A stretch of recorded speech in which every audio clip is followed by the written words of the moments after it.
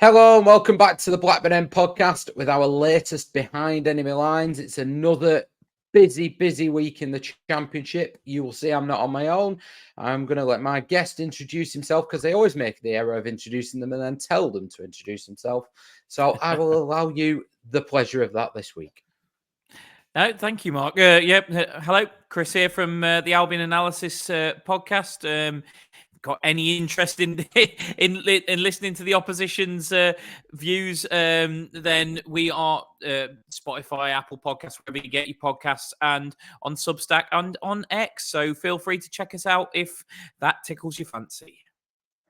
Great stuff. I'm sure they will. Rovers fans, I think like all football fans, particularly after a game, it's always good to get the opposition viewpoint, isn't it? But one thing that is really popular, and I get people stopping me at the games when I haven't done these, is to get a view from the inside of the opposition camp. Obviously, we all have our own perceptions of the other teams. Sometimes in the Championship, if we're being honest, I think we're probably underinformed about the opposition and you're just focusing on your own team. So it's always good to get that viewpoint. So just to get us started, really, Chris, in terms of the start of the season for West Brom, your transfers, your incomings, your outgoings, how happy are you with the start of the season and including the transfers, really? Well, I mean, it's a funny one, really, because if you'd sort of asked me that question a month ago, I mean, literally a month ago, I would have been absolutely turning cartwheels because we started the season with 5 wins and a draw. We were absolutely flying. It hasn't gone so well in the last few weeks. It's got to be said. We've sort of. We had back-to-back defeats in a week, losing to Sheffield Wednesday and then Middlesbrough, and I mean we've still stabilised a little bit. I suppose that's probably a little bit too dramatic, to be honest. But we've had 2 consecutive draws after that. I would suggest though 2 very different draws. The draw against Millwall was a cure for insomnia, if I'm honest with you. I mean, they came for a point. They parked 2 buses and a fleet of cars in front of the goal, and we just weren't clever enough to find a way through. To be honest, Oxford was different. We went there knowing that, much like yourselves, excellent home record. They unbeaten at home again, like yourselves, and to be honest, we largely bossed the game. We had a few scary moments at the start where Mark Harris went through 1-on-1, and then a few scary moments at the start of the second half, which were largely all of our own making, messing about with it at the back and playing some daft passes across our own 18-yard box. But other than that, they didn't really cause us any problems. We scored a good goal. We went 1 ahead and looked like we were coasting to a win, and then just some appalling game management late in the game. Decision making. Corberan's fumed about it after the game, saying players need to learn lessons because they didn't. We've had the opportunity at the other end to just play it into the corner and keep it down there. Instead, we've gone for a second goal. And then even then, we've won a free kick, which with 2 minutes to go, which really should be the end of the game. We've messed about with it playing out. Palmer's shanked his kick down the line. Ajayi's put it out for a needless throw in. Volks has put it in the box, and Bosch 1-1. I think if you look at the overall performance against Oxford, and it's hard to take perspective when you concede a 93rd minute equaliser. Yeah. And it's very easy to be smart after the event, as I think some fans have been saying, "Oh, we should have gone for the second, etc." I actually think going for the second was what cost us in the end. I just think a little bit of game management, and we win that game. And I think you probably look at the majority of that performance, and you can be quite positive about it. But yeah, just silly mistakes have crept into our game in a few of the most recent games. And they've cost us, and we're now getting punished by teams where we weren't earlier in the season. So I hope that we can that the very obvious rocket that Corberan gave the team after the game at Oxford, heed is taken before the trip to Ewood, because otherwise it'll be another challenging 90 minutes. To be honest with you. Yeah, I think we've probably had different aspirations coming into the season, but we're in pretty similar positions, aren't we? Literally, there's a a goal separating us right now. As we come into sort of a quarter of the way into the season. In terms of your hopes at the beginning of the season and then your expectations now, where do they lie? Have they changed much? I mean, look, I never like, I don't like to rewrite history. I predicted ninth before the start of the season because of the volume of squad turnover. You know, we lost a number of players, or well, we didn't lose them. We chose to let a lot of players go who had who'd played a decent part in the previous season. Ukoslu, Townsend, Thomas Asante. Kipre was the only one that we didn't let go through choice. His contract was up. We would have happily kept him. We couldn't. Right. C'est la vie. Obviously being appropriate because he went off to France. I think I looked at the squad turnover and thought, there's going to need to be a real bedding in period here for a lot of players. So I thought we'd start a lot slower than we actually have. I always thought we'd get going at some point in the season. I just didn't expect it to be 5 wins from the first 6. But to be honest, in terms of consistency, the only player new signing who started the opening 5 games was Hegem, who started every game at left back. The others were all pre-existing players, and we've kind of slowly started to bring other signings into the side, some with more success than others. Diakate had a mare at Sheffield Wednesday and hasn't been seen since. But Ratchich has come in and looked good. Big 6'5" Serb in the middle of the park. He looks a real talented player. He started against Oxford. I wouldn't be surprised if he started again against you guys. So, I mean, look, in terms of where my aspirations were at the start of the season, I think it was kind of like hopeful for playoffs, worrying that we might fall a little bit short due to a slow start. So as much as I am disappointed by the last 4 games and the results that we've got, because in all fairness, we've dropped points against teams that, largely speaking, we probably shouldn't really be dropping points against. A Sheffield Wednesday side that had a slow start, a Middlesbrough side that is a very, very good Championship side but doesn't seem to be able to put games away, a Millwall side again who are in the bottom 6, and an Oxford side who've, however they've started well, they're still a promoted League One side. So I'm disappointed at those results, but overall, when you've got 18 points from 10 games, you are literally one of those draws being a win. You're seeing out injury time against Oxford away from 2 points a game. And I don't, when you look at that bigger picture, whilst you're obviously disappointed to not 1 in 4, it's hard to be too disappointed when all you are is injury time from Oxford away from what everybody always says is automatic promotion form. Yeah, it sounds like we're having very similar discussions, really. I think the only thing that's slightly different is you had those 2 losses a bit further away than us. We had them a couple of games ago, and then we've just managed to turn it around back at home. But yeah, very similar stories of the season by the sounds of it, really. Other than, I think, going into the season, our hopes were top half at best, but we didn't really know what to expect. In terms of Blackburn, have you any thoughts on Blackburn? Any memories playing against Blackburn? Yeah, well, my recent memories of going to Blackburn have been miserable early day games. One in the sunshine, one in the absolute disgusting roasting heat when I think Gallagher and Brereton Diaz put us to the sword on. Yeah.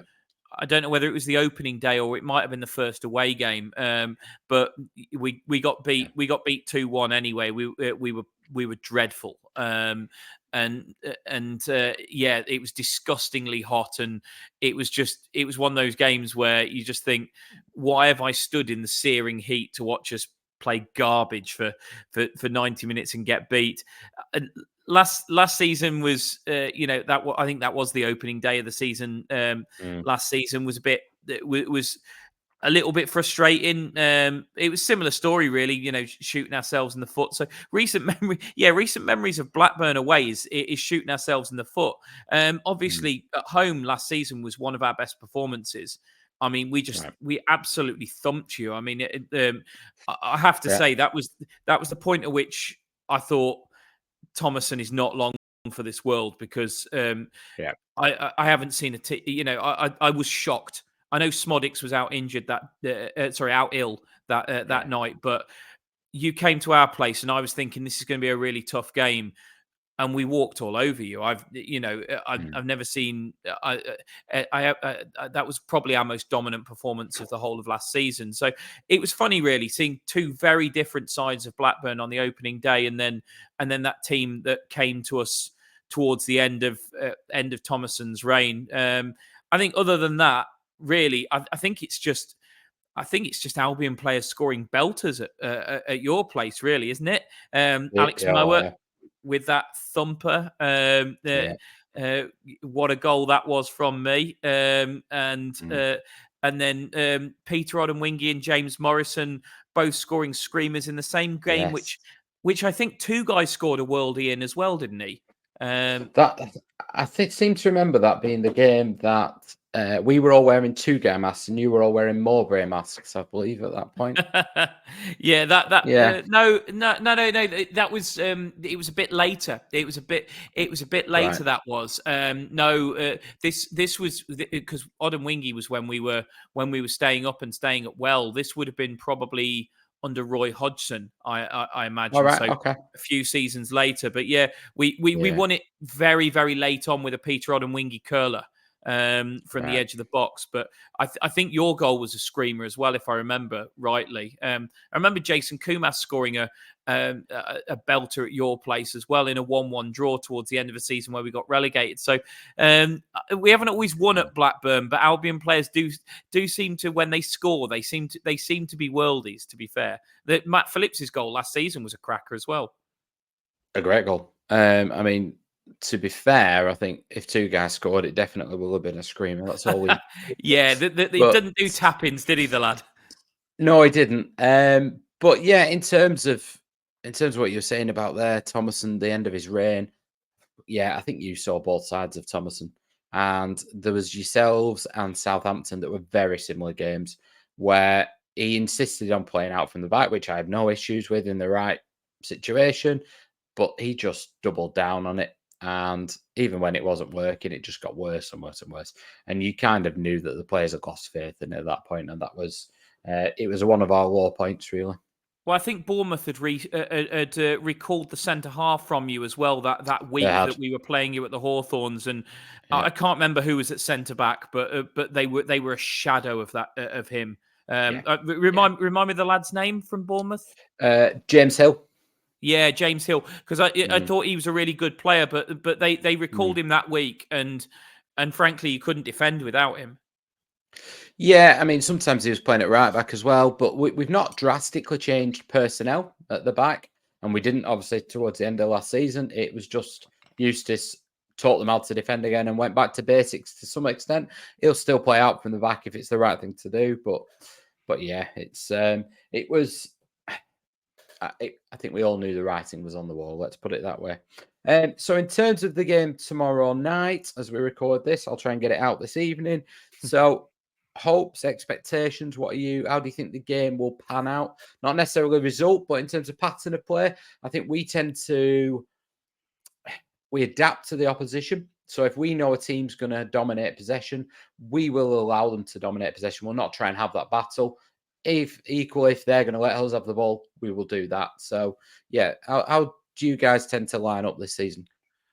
Well, I mean, we tend to line up fairly similar. It'll be a back four, and despite Semi Ajayi not really covering himself in glory on the weekend, I'd be surprised if he changed the back four, especially given that we found out today Mason Holgate's out injured, so because he would be the obvious replacement for Ajayi. So back four will most likely be Furlong, Ajayi, Bartley, and Hegem, with Palmer behind them, and you know the two centre halves will pretty much be where they are. Furlong will be will definitely give us options going forward. Will get down the line, but it can also push centrally into midfield, which means Hegem can shift across and make us a bit of a 3 at times. But Hegem will also get forward and support Karlan Grant on the left. I mean, I'm assuming here that he doesn't make too many changes because obviously it is 2 games in a few days and 2 away games for us as well. So I wouldn't be shocked to see him shake it up, but I think it will probably be Mowat will definitely play because we simply can't play without Mowat. We're appalling when Alex Mowat doesn't play. So Alex Mowat, unless he's missing a leg, I think will play.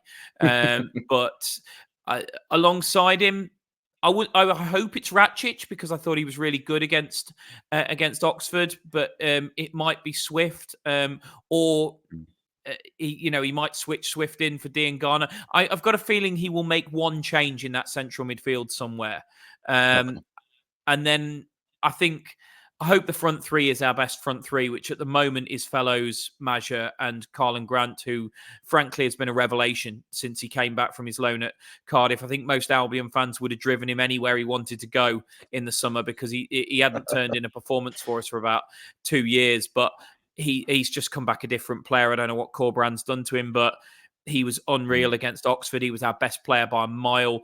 He hasn't had a bad game all season for me, and I never thought I'd say this because I fell in love with Mikey Johnston last season, but I will be gutted if Mikey Johnston starts over Karlan Grant on Wednesday night because I think Grant deserves his place and Johnston doesn't. In terms of style of play, I mean, look, we've become a bit predictable. Our wingers are our threat, really. And that's how Millwall snuffed us out. It was you stop Fellows and Grant, you stop Albion. However, that being said, Corberan said after that game that he was going to spend the international break working out different ways to attack teams because you can't be snuffed out as easily as we were.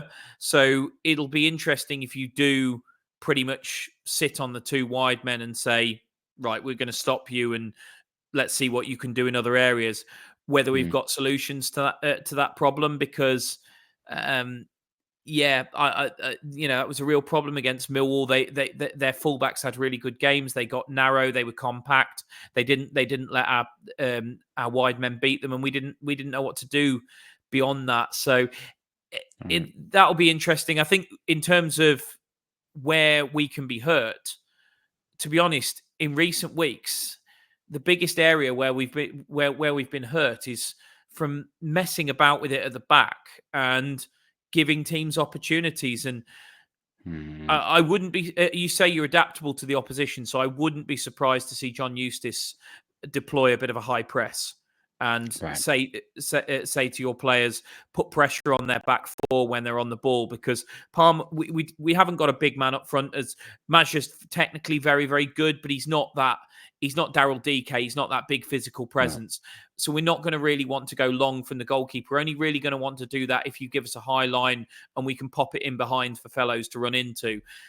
So we're probably going to want to play out from the back. And if you press particularly the 2 centre-halves, but also Hegem a little bit as well, Furlong's better on the ball than the other 3. But if you press the 3, Ajayi, Bartley and Hegem, you'll probably have a little bit of success. You'll probably make us panic and we'll probably give you some daft opportunities from not really knowing what to do with the ball in those areas. Sounds good. Thank you for that, Chris. We'll just pass this on to John Eustace and then away we go.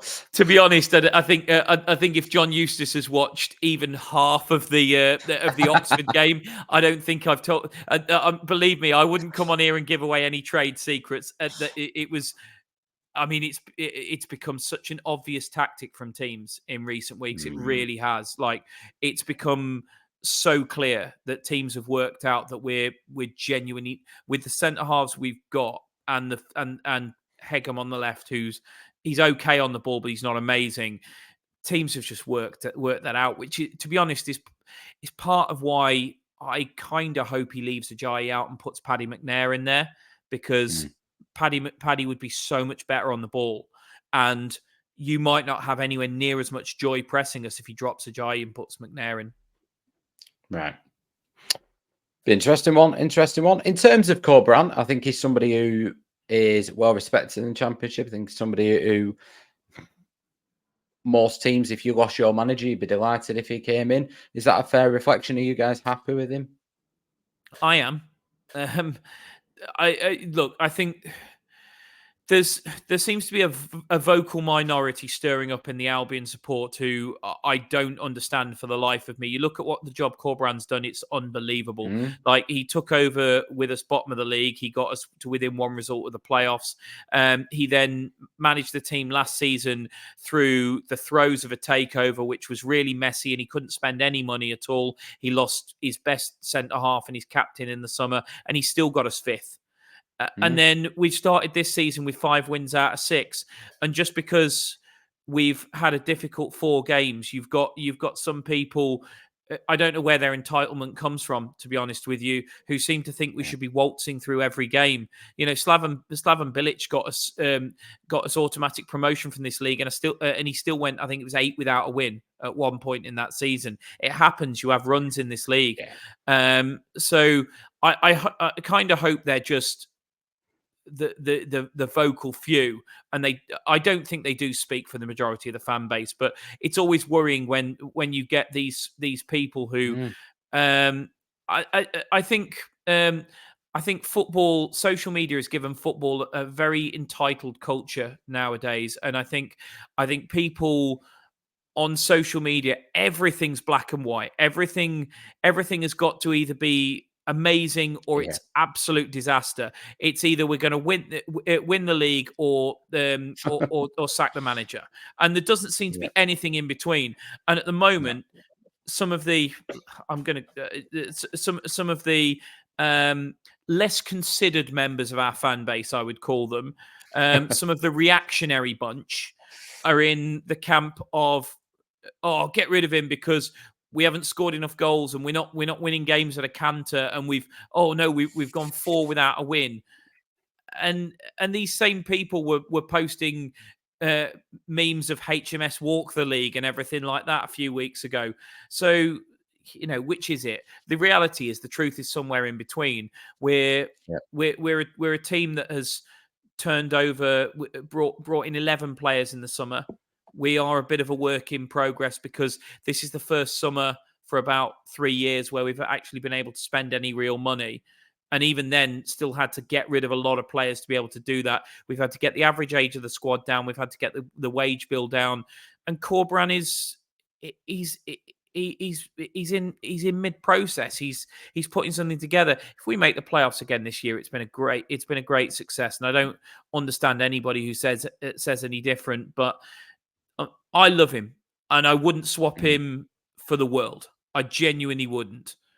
And yeah, okay, could we maybe be a little bit more expansive and entertaining at times? Perhaps, but that's not Corberan, and he took us from the bottom of the league to the verge of the playoffs and took us to a playoff semi-final last year with his tactics. So I'm certainly not going to sit here and start being an armchair tactician and telling Carlos Corberan what he should or shouldn't be doing. But unfortunately, there are those people who think that if we had a more expansive manager, we'd be doing a lot more.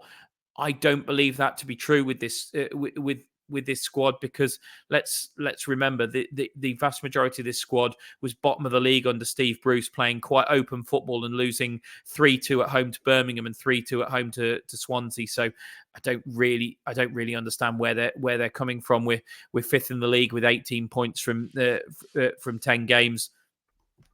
What person in their right mind thinks that manager is not doing a good job?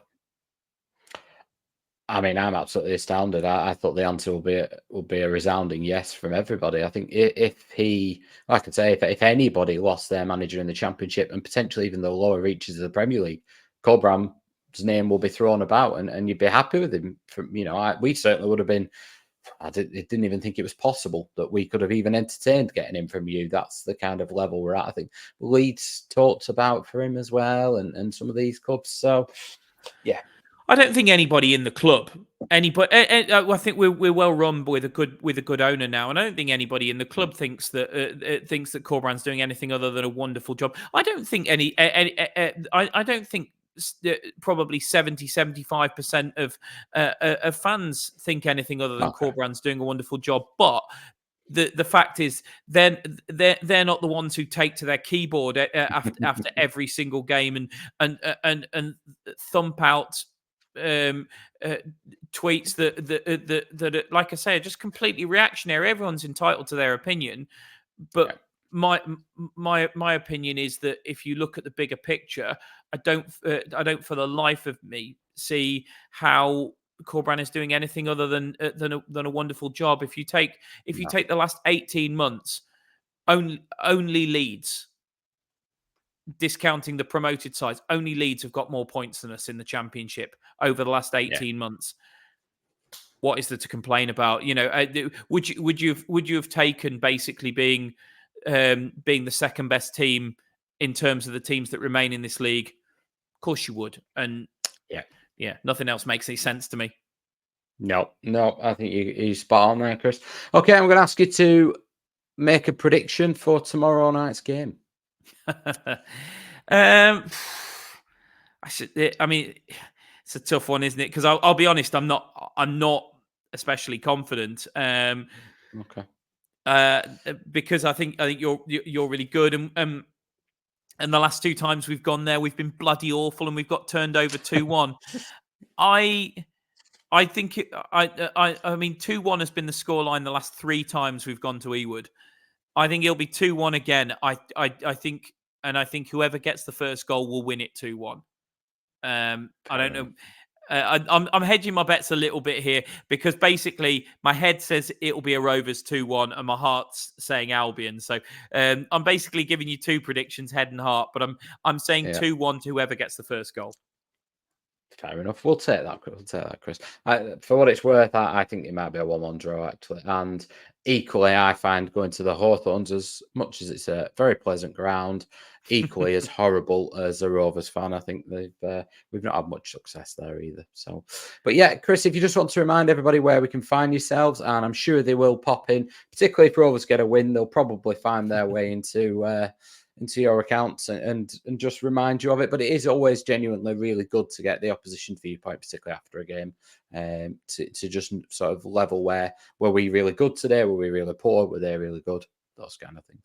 Yeah, absolutely. So, as I say, it's Albion Analysis wherever you get your pods, on Substack and also on X. And then if you're more than welcome to give me a follow and drop me some banter if we get beat at CJ Hall 83 if you want to grief me. But be brave if you make that decision now, and if you get beat, be brave enough to come on and sort of credit it as well. So if you're gonna dish it out, take it.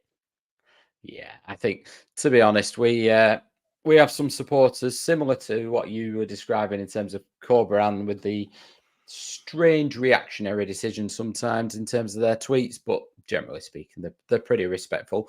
But Chris, that's absolutely amazing insight there into West Brom. Thank you very much for that, and obviously not tomorrow night, but other than that, good luck for the season.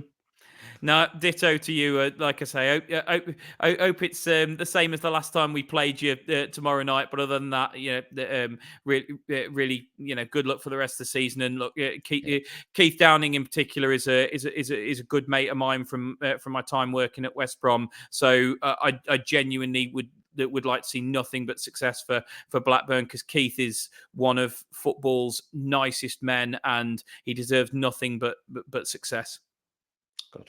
Well, thank you very much for that, Chris. We do really appreciate it. And just remember, guys, please do like and subscribe, even if you're a West Brom fan, even if you have no intention of coming back to Blackburn Rovers podcast, just give us a subscribe. It really does help the algorithm.